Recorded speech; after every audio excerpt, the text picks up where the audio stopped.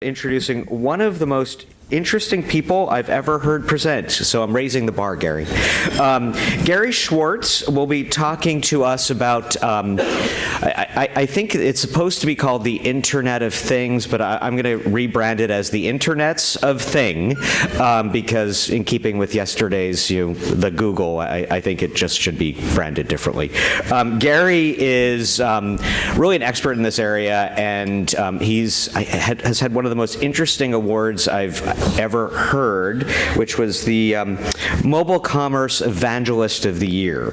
So we've seen Gary at a HEDNA before, and it's always very exciting. He's in the process of writing a new book called If Things Could Speak, and today he's really taken his research and has applied it to the hotel industry. So I think it's going to be a great hour. So Gary, if you could come up, thank you very much. Thank you. Gary Schwartz, everyone. Thanks so much. Thank you. Okay, so I have a clicker here. Great. Well, it's so great to be here, and yeah. So I do a lot of things in the mobile industry. I've been running mobile companies for about 14 years, and I focus on consumer engagement. Right, so consumer, you can call them whatever you want. Citizen engagement, if I'm working with cities. Obviously, consumer engagement, shopper engagement, if I'm working with retail. And you guys, we call them guests. But ultimately, it's developing a sticky relationship with a consumer that is more and more mobile, more and more independent, and we have to somehow follow them from their waking hours through to their booking in the cloud, through to door swing into hotels. And so I thought I'd talk to you today specifically about how the world is changing yet again, right? And digital, as we know it, is about to explode further than it's ever, it's ever been, manipulated within our world before. So what we as an industry have always thought of digital is a little pond, really, right? We access it through the browser, we access it through the app storefront. But what is happening right now, and what we're going to be talking about today, is the fact that digital can permeate every single aspect of our lives. And what I mean by that is all the inanimate objects around us can somehow become more interactive, have heightened ability to engage us, to delight us as guests. And it's a humongous opportunity for the hospitality industry. And I'm very excited. Why? Not only because I'm talking to you guys about something that I believe will impact your industry significantly, but also because I'm on the tail of CES in Vegas. I was there last week. And you can see that this is the year that we're seeing that sea change. So I'm going to be chatting about If Things Could Speak. I do a lot of things in the mobile arena. As indicated, I write books on the subject with Simon Schuster. I head up trade organizations and drive standards, and I believe this is going to be the next big thing for you guys. So we're going to start way back in the 80s, right?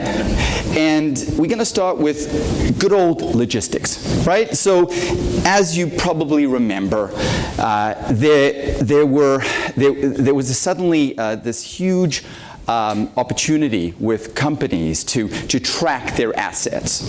And it had value. It had a value to all verticals, including yours. And so what happened is that you had an object, an inanimate object like a truck, and you took some sort of digital duct tape and you attached it to some server, right? And this was called M2M, machine to machine. Right? And what this was used for was asset tracking, right? Smart grids, building automation, and continues to be a huge pillar of how we run our businesses on a B2B basis. There's no C in there, right? So what we have right now is we have a stormtrooper type approach to the world, right? As we know, as Star Trek aficionados, is that behind a stormtrooper there is a person, somebody from the galaxy, some description, some color, behind this suit. But ultimately, he's an android as far as we're concerned. And that's why with Lucas Productions, we could shoot them with impunity, right? And that's why it was PG to shoot one of these guys, because there was no apparent human in the picture, right?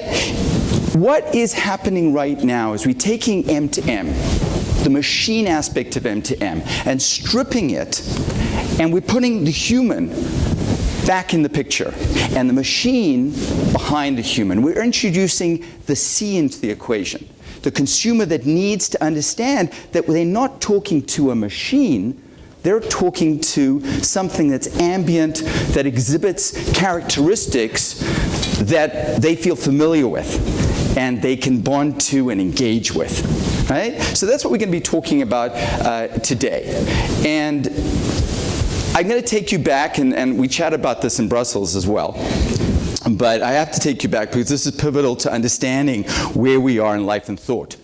Here's Bill, right? It's back in 2001 at the defunct Comdex show in Vegas. And Bill is introducing this tablet. Now, as we know, Bill thought that this tablet was super cool. Why did Bill think this tablet was super cool? What he said was that we believe the tablet is going to have significant impact to the industry. We're going to sell more of these tablets than we're going to sell historically all the PC combined. And the reason that Bill thought that this was the case was he said, and I quote sort of vaguely, that all of our engineers are taking these things home. They love them. Well, what does that indicate to you? An engineer loving something is loving a machine. It's loving the technology. There was no human interface to these things. This is before compactive touch. You had to use what to interact with it? Yeah, you use a stylus. And as I indicated in Brussels, you know, what did Steve Jobs said? What did he say about styluses? Do you remember? Yeah, exactly. You're born with 5 of them, right? And so what happened between 2001 and 2007 is really the transformation from the stormtrooper through to the human interface. And when Steve Jobs stood on the stage in 2007, he wasn't presenting technology. To be honest, a lot of the things that he was presenting with the iPhone had happened the year before or 5 years back. Compactive touch was around already. People could pinch and zoom into data. The Prada LG had launched 2 months before. So he wasn't selling technology. What was he selling? He was selling the ability for this machine to have a human interface, right? And so the pinch and zoom into your photographs, the ability to touch the screen in a very human way, the ability to access data where you didn't have to think of it as data was profound. So to jump into maps was the first step in the map revolution. The ability, you know, what we do now with maps and the ability to jump in and find local search all came from this. This was profound. Up until this point, this thing called a phone that Steve reinvented had gone through dramatic transformation. We know, right? This is the phone I grew up with. And then just before the iPhone, this is the phone that was on the market. It's called a feature phone. But ultimately, the difference between the rotary dial and the Nokia was not substantial. Ultimately, what were they both doing? They were connecting people. It was a communication device, right? It really didn't change. Form factor changed. This was great. I could put it in my pocket. I could walk around. It was wireless, but ultimately allowed me to reach out and touch somebody. And what did I use to connect with them? I used either voice or text, right? And that was a revolution. It was huge that you could take voice and text and you could use it anywhere. But ultimately, you were using this machine to interface with a human on the other end. What was profound about the iPhone was it was the first Internet of Things thing, right? Or the first internets of thing. And the reason it was is that, yes, you could call on an iPhone, and yes, you could text on an iPhone, and to be honest, text was the killer app on the iPhone. Text usage actually didn't dip with the iPhone.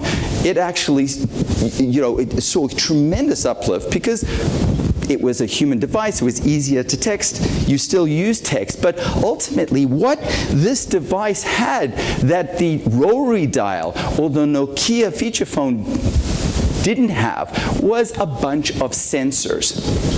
Right? This was packed with sensors. They suddenly were becoming cheap enough that you could shove them into the phone. They had miniaturized to the point where you could shove them into a phone. And this did what? Rhetorically, it allowed that person to reach out and touch this machine, right? This stormtrooper in a very, very human way. So they weren't only reaching out through this device to call home. They were reaching into this device to grab data, and this device was reading them in a very ambient way, and that reading of the individual in an ambient way made them almost like another person. The phone could sense certain things about you and intuit certain values, which allowed you to have a very symbiotic relationship with this thing. So it wasn't really a machine. It was a wearable. It was something that was understanding the owner in a way which allowed for, I'm thinking in Japanese. I live in Japan. Ishin Denshin, if anybody's from Japan. But a language that didn't require words, right? So ultimately, what we had here is duct tape, but I'm going to call this human duct tape, right? This is human duct tape. It's connecting the person to the M, the machine. And over the next few slides, we're going to talk about what that means to you and how to harness this value as we move forward. And as we move forward from phones as the first IoT thing to other pieces of your environment as hoteliers and how that's going to impact you. So CES, wow, it was so much fun. Who was there?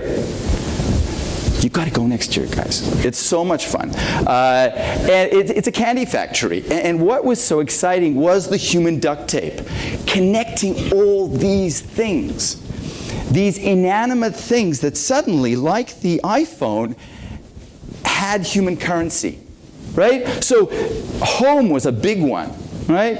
Cars, cameras, lighting, appliances, work, even pets. These are all pieces of your guest's experience. These are all pieces that impact the way that they take vacations, the way they interact with their homes, and ultimately the way they're going to interact with your hotels. The human duct tape is an interesting thing because if you connect it to anything, it creates a certain heightened value. So let's start with something profoundly important, a bottle of Fireball whiskey. So if I take some human duct tape and I connect this inanimate object with a Hero 4 camera, right? Nick Woodman's Hero 4 camera.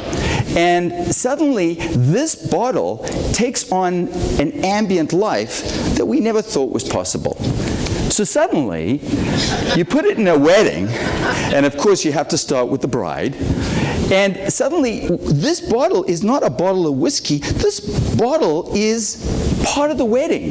This bottle is a participant in the wedding with the bride, and of course her cousin, and his newborn baby, and of course all the bridesmaids.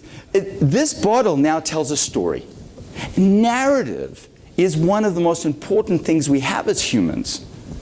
Narrative is why we take vacations. That's why Snapchat's so huge, and Instagram is because it's not the vacation, it's the story about the vacation. Why is Snapchat moved to Snap Stories? Because it's about the narrative. Storytelling is why we connect as humans. That's why we remember stories, but we don't remember facts or figures. We as humans need a narrative, and what the IOT does to things like a Fireball whiskey is connect that narrative. What we have here is essentially a thing plus human duct tape with an action attached. That's one of the big elements of the IoT. The thing is, if you just work with that logic and you take a thing and you shove a GoPro camera, hopefully a waterproof one, inside your dishwasher, it is a thing plus an action. It just doesn't have a profound impact on your life. It's cool. It's cool. I've never seen inside my dishwasher. I think that's very cool. But it's not providing me a profound change in my lifestyle. It's not really giving the dishwasher superpowers, right? So it's not just an abstract action. It's an action that has value and currency. So this is an action that is transforming the dishwasher because, hey, I had to go downstairs into the kitchen and I had to turn the knob, right? And if you study knobology, knobs aren't a great thing. It's not a great interface. It's not really human, right? And so if I can text my dishwasher, wow, that's great. I can change cycles, just like I'm asking my daughter to please come back before midnight, right? And we talked about this in Brussels, but I just have to talk about it again because I just love this example of IoT, which is this inanimate basketball, which always knew that your game sucked, but couldn't tell you, right? So suddenly you shove a sensor in a basketball, and the basketball can tell you a whole bunch of stuff. It can say, hey, you know what? If you just, moved your dribble force a little bit to the left, and then you shot with a bit more of a spin, you may get some stuff through the net, right? That information then can be aggregated to the coach. It gives visibility. Suddenly the basketball has a voice, right? This inanimate object is speaking to you very much the same way that your phone intuits your behavior, right? So you've got these cast of characters who historically have always wanted to have the IoT. Fred, and Dick have always wanted to have superpowers, right? They always wanted to put things on themselves that could allow them to interact at a heightened level. We know that permeates right through pop culture, right? And so it's no surprise that the first thing people think about with these machines is shoving them, into your, here I haven't got one, I've got some jewelry. But ultimately, if you put it on, this is the first step in the IoT. But when you walk around the floor at CES and you see, just beautiful design, bands that monitor and transmit data and convey emotions, beautiful designs from LG and Philips to allow you to put machines on your body and create sort of heightened engagement. Are great. They're wonderful examples, and I can't go through them all, but one good example is BMW with Samsung have partnered to create an ambient car that is all controlled through your wrist.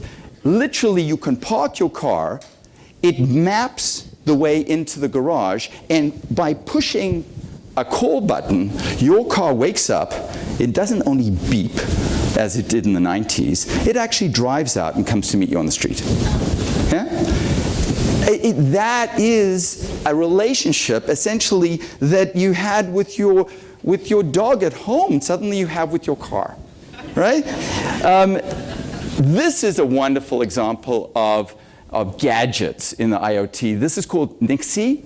It has an Intel chip inside. It uses the Edison chip. And what it is essentially something, it wraps, it's a quadcopter, it wraps around your wrist, you pull it off your wrist, and just like a boomerang, you throw it out, it goes out, it hovers, it films you, and then comes back and attaches to your wrist. It's so beautiful. It's wonderful, but ultimately, all these things are just gadgets, right? And where is the narrative? Where is the heightened story that's going to excite our guests and create value to us and them in this project called travel, right? So a lot of these things, as we know, were bundled up and given to mom and dad for Christmas, right? And that makes a whole pile of sense. We continue to do that in technology, right? But the problem is we also, a month later, jettison it into the bottom of a drawer somewhere, right? Because it didn't quite fit into our lifestyle. It wasn't quite seamless, right? So there's always a concern that in a new sort of emerging technology, that under the socks in the drawer, you're going to find sort of a museum of technology that you never really used, right? And this museum of technology is going to continue to be jettisoned into your sock drawer if it's treated as basically the physical app store. So we know that the app store is really fun, right? We hang out there a lot, we download a lot of things, but ultimately we all know, and I'm sure a lot of keynotes that you've listened to have said the same thing, you know, ultimately there are 6 or maybe 10 apps that we use on a regular basis. Everything else is phone top roadkill, right? It gets lost into a folder. We may get the reach because we use a lot of marketing dollars to get them to download that app, but we don't get the frequency because, hey, I haven't hung out in your hotel in a long time and it's in a folder somewhere called travel, and you know. So ultimately, if we treat the physical, these physical IoT things, which are wonderful, as another app store, it becomes a novelty. You're going to find, you know, the Apple Store and Samsung, you know, Galaxy experience. You're going to find that they're going to have all these wonderful physical apps for you to buy. We just don't know which ones are going to be there to stuff stockings for 2015. So here's a bicycle. It's actually developed in Toronto, where I live. It's called Van Hooks. It's a smart bike. Why is it a smart bike? It has sensors all over it. That makes sense, right? If somebody comes up to your left or your right, it vibrates. It allows you to do a whole pile of fun things. This is another app. Okay, but what makes it profoundly different is that if Billy Bob is on a Van Hooks bicycle and hits a pothole, Susie Q, who is also using a Van Hooks bicycle and goes down the same road, the bike will alert it that there's a pothole so she can move to the left or the right. That is the magic of where we're going with the IoT. Another example would be Nest. Nest, hey, it's a great little, you know, thermostat utility that Google picked up. But ultimately, that in and of itself is an IoT app. It's cool, but there is a lot of competition in that space. They picked up another company called Dropcam. They networked these two, and then at CES they got 15 partners to launch their products in conjunction with Nest. So now you're creating an ecosystem where one device is working with another with the same standard, with certain shared values. This becomes a network for the home. It becomes easier to consume as the next generation shopper, and it allows you to create sort of incremental value, because one thing is working with another thing, and suddenly you create an ecosystem of value for the consumer, and you get more buy-in. At the show, there was, again, this whole proliferation of companies, big hitters, that want to be in the network space. So you get Intel with their Edison chip that goes into this spider dress. It actually goes behind, there's a little, behind at the back of her bra, there's the chip sits there. And ultimately, what this does is all the dark nodes are proximity sensors, and then around her bra, if you notice here, this is the bra, and this thing here is not the bra. That's another sensor which measures her breath. And so ultimately, if you come too close to her, those spider things go up. And if she says, you know what, that's okay, they go down. Yeah, it's kind of fun, right? So, and a huge utility, I think. Yeah. So, but ultimately, why Intel's really hot on maker culture, right? Is because if they come out with chips like the Edison or this one called Curry, which is just a button, then makers, and there's a huge market, maker culture can take this and throw it into their physical, project and make them ambient, make them interactive. That creates a business for Intel because it becomes a network. Another chip manufacturer, Qualcomm, huge, gigantic company a little bit south of here, really dominates the market. I don't know if you know this, but it's just unbelievable.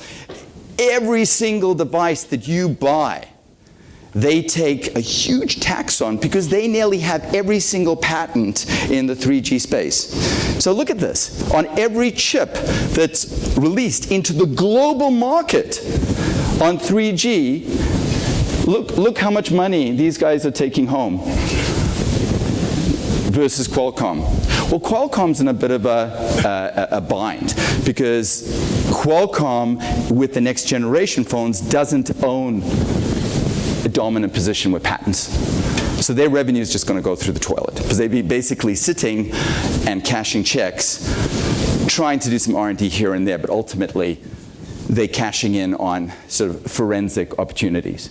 What they need to do is reinvent their business model into the future. So IoT comes, they say there's an opportunity. Things are changing. What is the one thing in this room that is probably more prevalent on a multiple than the cell phones you have and are using right now? Light bulbs. Exactly. Light bulbs. So what do? They create a chip.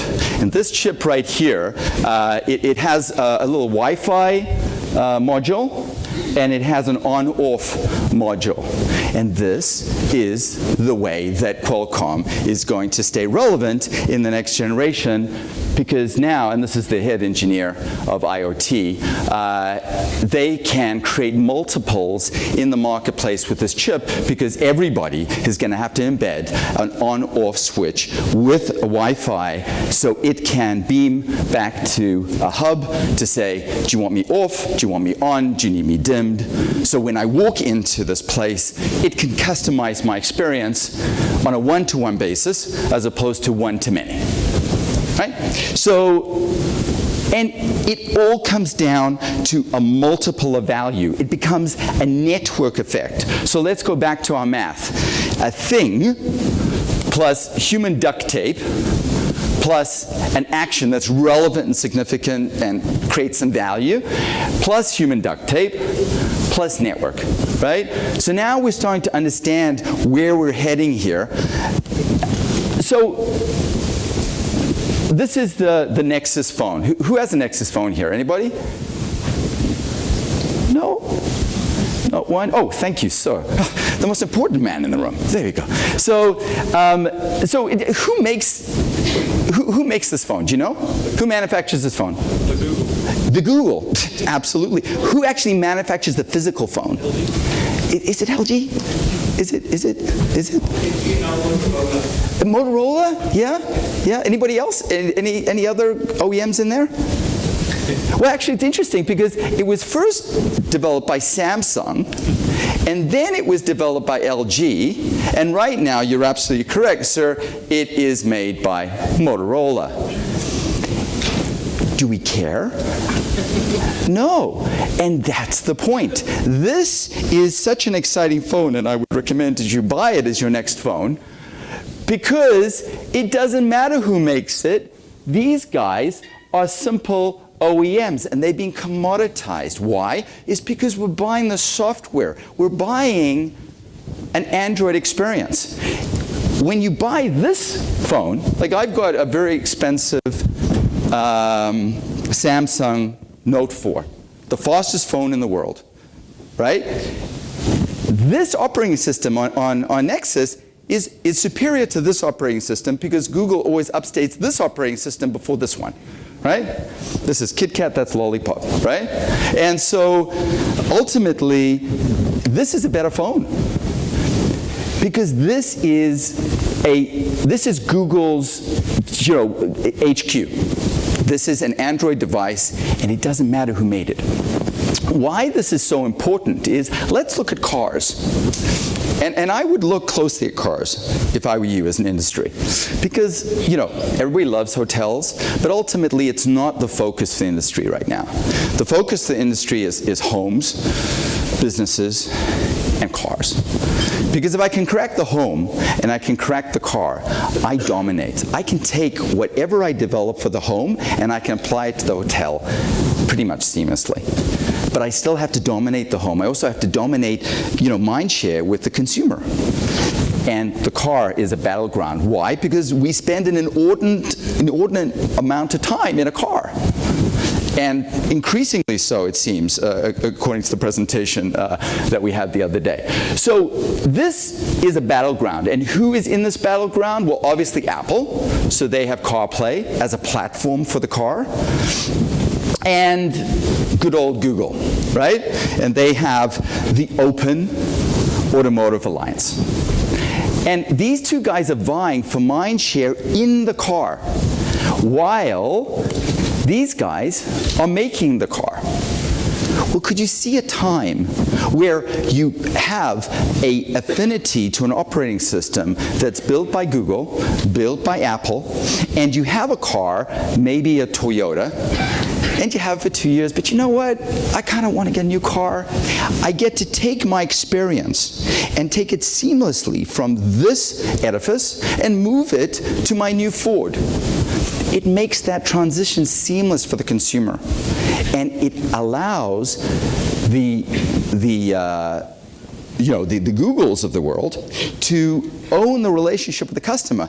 That is not only the final foot. We're talking about inches, right? And so if you look at this model and you look at your hotels, ultimately what happens inside your physical hotels is going to be profoundly important for you going down the road, because that is going to be the experience. It's not going to be necessarily the beds and the check-in. It's going to be the experience, right? We talked a lot about experience at this conference.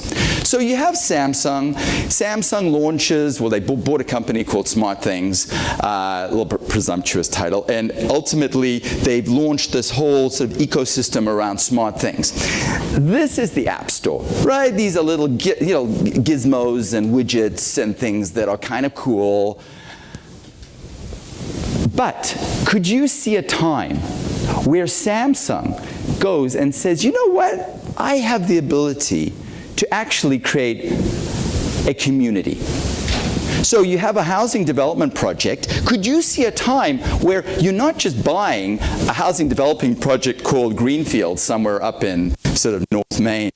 Suddenly, you're buying into a Samsung community. Why would you ever do that? Well, Samsung makes every single thing in that house, right? Dishwashers, fridges, all those gizmadoos that we just saw.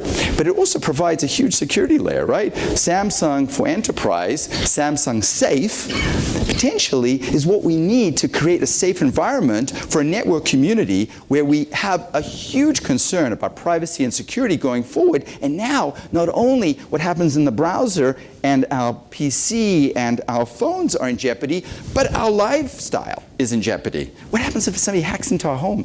What happens if somebody hacks into our car? What if it's a self-driving car and somebody hacks into our car? So, security and privacy are going to be huge issues.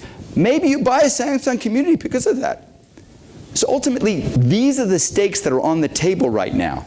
And so when you get, one of the Samsung CEOs, they have a number, but BK Yoon presenting at CES, presenting what he calls an open platform. We heard the word open before, right? The Open Automotive Alliance. This is his open platform. Remember one thing, and if you can remember one thing from my presentation, please remember this. Open is a 4-letter word. And why is that important? Because whoever owns the open platform owns your guest. And you, as hoteliers, need to understand that you need to take a position in this ecosystem. Otherwise, you look at your hotel, and it's on a green screen. And if you don't take control of that green screen, what you're going to be left with is this, the edifice. And we know that the edifice is great, but ultimately the relationship is better. So if somebody like Google comes in and owns the green screen, you left with the physical relationship, which is not going to drive stickiness ultimately long term. So let's talk about this one more time, our math. So we got a thing, plus human duct tape, plus an action, plus a network, plus what is essential to make this all tie up with a bow? It's data. It's a relationship with your customer, which is going to be the ultimate piece of the IoT. And if you just think that the IoT is going to be something that's kind of cute and give you the ability for your guests to change the lighting in their room or move the blinds up and down, you're missing the opportunity. The opportunity is enhancing things with a network that you own, and that you can mine data and have a relationship with them. So let's talk specifically about hotels for a second. So we know with hotels that a thing has become a liability, right? Things are hard. They break. It's a challenge, right? So a thing has become a liability, so we're in the business right now of creating smart things, right? We're in the Samsung business. Right? So we do keyless entry. Oh, how cool is that? Right? So that is great. That is taking a thing. What's a thing? It's a door. It's giving you keyless entry, convenience. The challenge is that this is like the Nixie. It's cool. You can throw it in the air. It takes a picture. It comes back. Great. What's the end game? It's a great marketing strategy. This was a great campaign. But ultimately, what's next? And I'm not saying that Starwood doesn't have a what's next. I'm saying there needs to be a what's next. So we're trying to attach things to actions. And we know that Starwood didn't start this. This was started actually in Korea with the hotel Sky Park Central that partnered with LG to create sort of a guest experience where you can change the temperature, you can move up and down the blinds as we talked about, and have keyless entry. Great. So where do we go from here?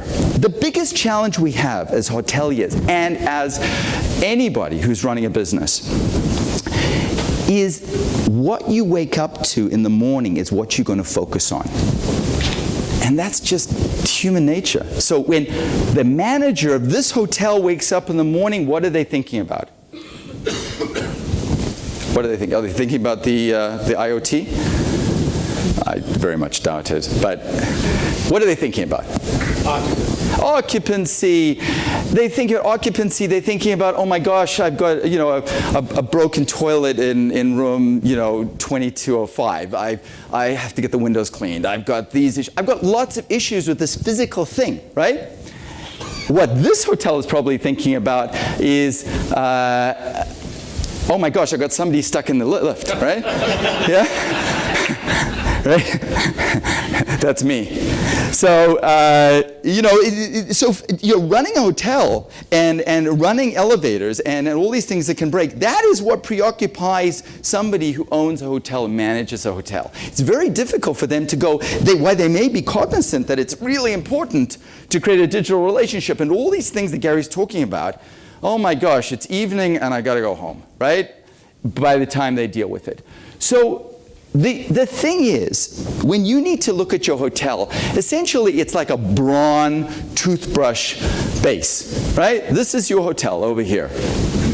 And the business that you're in is not the hotel, it's the relationship that you have with your guests to drive incremental value on top of that foundation. And that incremental value now is becoming a digital relationship. We know that. That's your business. It's the same business that HP is in, right? They make money on this stuff, right? And it's the same business that Amazon's in, because we know that the Fire Phone is a big dud, but they keep on coming out with them because ultimately they don't make money on the phone. They make money on one-click checkout. So they need to be close to the consumer and give them the goods to curate the conversation into their checkout to make money. This is this is your ink modules. This is the same as your toothbrush refills. This is the business of creating incremental value on your physical base. So when you have a hotel and your digital strategy essentially is tethering yourself with, Steve Jobs' human duct tape to the App Store, that is a good strategy. That is a good strategy. But ultimately, it can't be your only strategy. Because if you have a physical hotel and that physical edifice is becoming more and more interactive and you're relegated to the App Store, what are you doing when they come in through the door? You can't just be sitting on the App Store with 3 alerts, 3 notifications. There has to be something more. And so, and Apple knows this, and they know they have to have physical relevance, and so they come out with a beacon strategy. Well, what is a beacon? A beacon is a little rinky-dink toy that you attach that has minimal range and can trigger something inside the app. Why does Apple push beacons? Why does Apple push beacons, you think? Well, why were they all excited about beacons? Why is iBeacons a big thing for them? Sorry? Data collection. Well, indirectly, yes. It is, but what they really are trying to do is make sure that their apps continue to be relevant as we move into the IoT. So to give their apps a sense of physical proximity.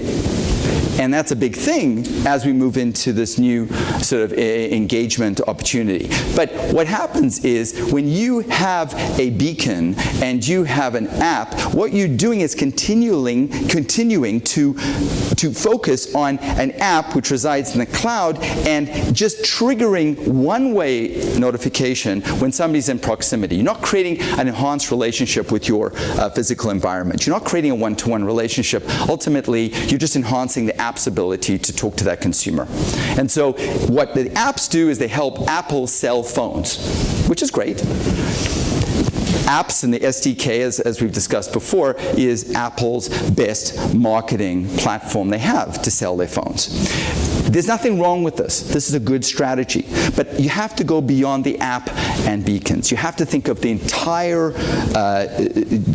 hotel and maybe stop thinking about the phone, because God bless Steve Jobs, the phone is a big focus for him because he came out with the first IoT thing. But maybe the phone is the center of the universe for Apple. But maybe for you guys, you don't want to think of the phone as the center of the universe. You want to think of your hotel as the center of the universe. You want to think of your hotel as the app.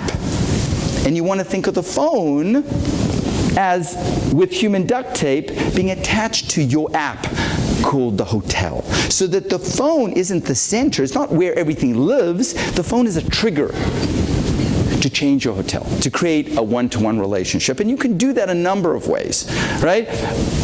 Absolutely, you should have an app, and you should be thinking about how you can use NFC and other sort of ways of engaging with your physical hotel. But you can also use things like Wi-Fi, and if you use Wi-Fi, you don't need an app. You can have engagement, you can opt somebody into the MAC address, and you can have an engagement off the Wi-Fi, which, guess what? Wi-Fis are super powerful beacons. It's all branding that we think of Wi-Fi as being a analytics tool and beacons being an engagement tool. Really, what you have to think about in the IoT is that everything becomes a beacon. We're moving into LTE Direct.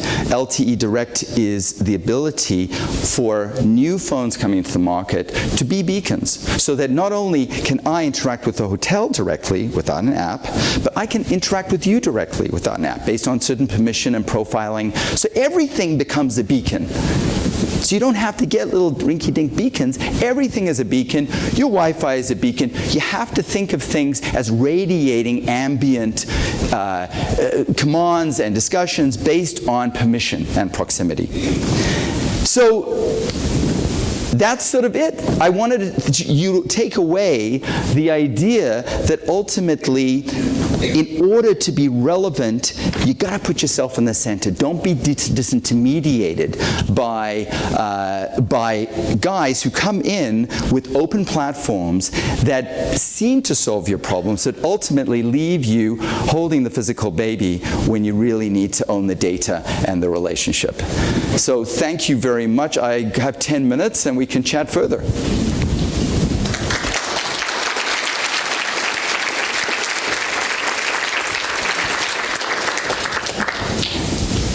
Any questions? Yes. I do have a question. So as you probably know, hotels, resorts, casino groups, they have their own apps, or even theme parks, whoever. Right. And the challenge is that a small portion of people actually visiting the property actually download and use these apps. Okay.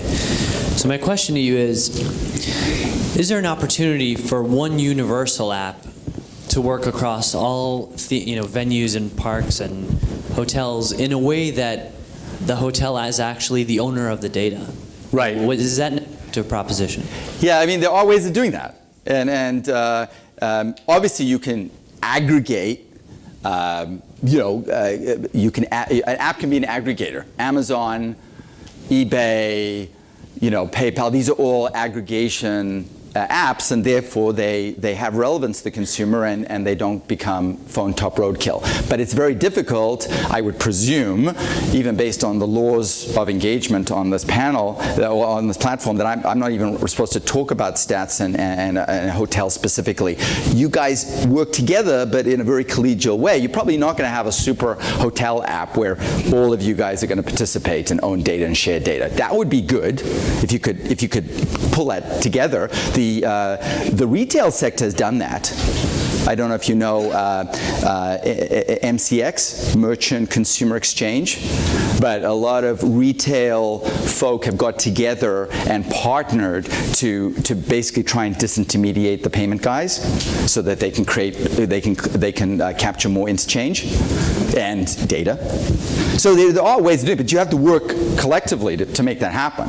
The other opportunity you have is maybe not fixate on apps, because apps are great, but apps are sometimes overbuilt for what you need them to do. So as I indicated, you can use things like Wi-Fi to create an opt-in. So when somebody jumps onto your Wi-Fi, which they're always going to do when they come into your lobby, when they jump into the Wi-Fi, you know that every one of these has a unique MAC, right? A unique identifier. One of these, your tablet, everybody has a unique one. When you jump on, that's how the Wi-Fi knows that you are you, right? So if you attach to that MAC some opt-in, for example, you say, hey, give me your phone number. Join the Hyatt VIP community by jumping onto the Wi-Fi. Then the Wi-Fi essentially becomes your interactive network. And now when I walk by Hotel X anywhere in the world, the Wi-Fi is going to identify me at least a block away, right? Because my Wi-Fi signal identifies me a block away. I don't necessarily have to have the power to jump on the Wi-Fi. It just has to sniff me, right? And then I can talk to them. I can say, hey, welcome to the hood, dude. Come on in for a coffee. I can have a relationship. When I see the door swing, I can change the conversation. I can move them around. I can say, hey, I know you're on the 4th floor. You're probably going to bed. Would you like a newspaper tomorrow? That's all without an app. So it is possible. Ultimately, you have to think creatively about the way that you interact with that consumer, and don't spook them, right? And make a secure and a relevant and a delightful relationship where they're coming back for more. Anybody else? There's one over here. Thanks, Gary. So from a practical standpoint, as a guest in a hotel and an expert in the internets of thing, what would you, as a guest, like to see a hotel property incorporate into your guest experience to make your stay easier? Beyond anything infrastructural, because obviously I can't speak to that, but beyond carpets and blinds and things like that. Obviously, for me, it's the same. I mean, I would just look to the car and the home.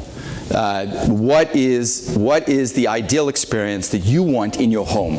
Because the ideal experience you want in your home is, I would presume, to a large extent, the kind of experience you want here. Right? So you want to come into your home. What happens in the smart home of the future is that the whole house can sense that I'm in proximity, that I'm driving home. It can alert my family that I'm in the hood. It can turn on my coffee machine, get my coffee ready. It can change the lighting. It can raise the temperature of the house for energy efficiency reasons. It can put on music so that it's playing some jazz when I come home. And that's an ambient house, right? And there are more. It can help me with all different aspects. It can knows that, when I leave, I switch on the dishwasher. Those elements are the customized experience of a one-to-one relationship that I expect when I come into a hotel. I want, and I think we talked about this, in the old days, when you came in and there's somebody who greets you is going to make sure that they know your name, that they introduce you to the check-in, that somebody says, hey, Gary, Mr. Schwartz, what can we do for you? I mean, the big innovation was when you came into your room, it said Gary Schwartz on the TV. All these things that were very recent, but ultimately that's where we have to take it and then go further. We need to know our guests, as we did in the old days. Retailers are in the same situation. They've lost contact. They've lost the human element that drives stickiness and loyalty.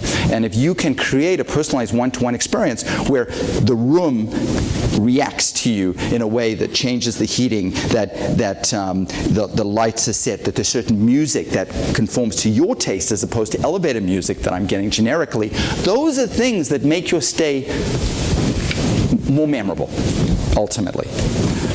I don't know if that answers, but I mean, those are...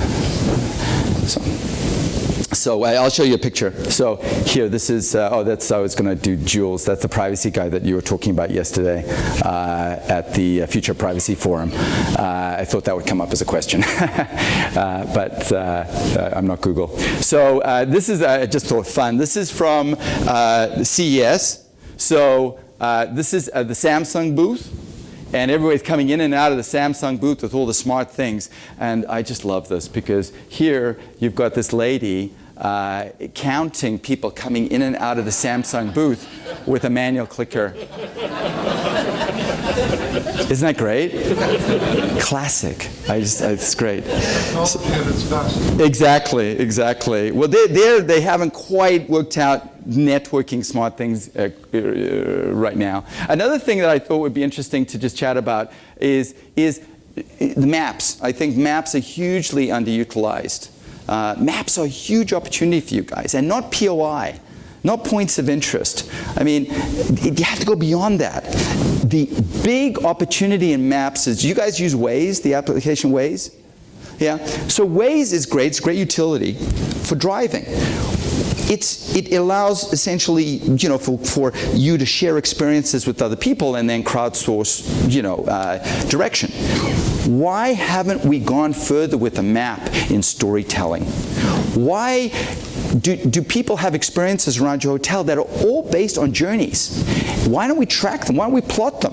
Why don't we show guests' experiences in our neighborhoods and to see that, oh, this is Sally's journey through our neighborhood, and she checked in the hotel, maybe she went up the road and had a great experience at a restaurant. Snapchat and all these things are about recording that journey. That's, again, putting a human face on your physical neighborhood. That's green, absolutely, a virgin opportunity for the industry. That's it. I guess I'm sort of coming up on my witching hour.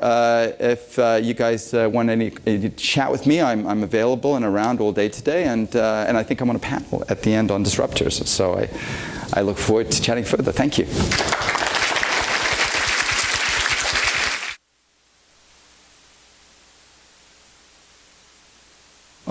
sort of retail devolution in the malls that you may be interested in. First come, first serve.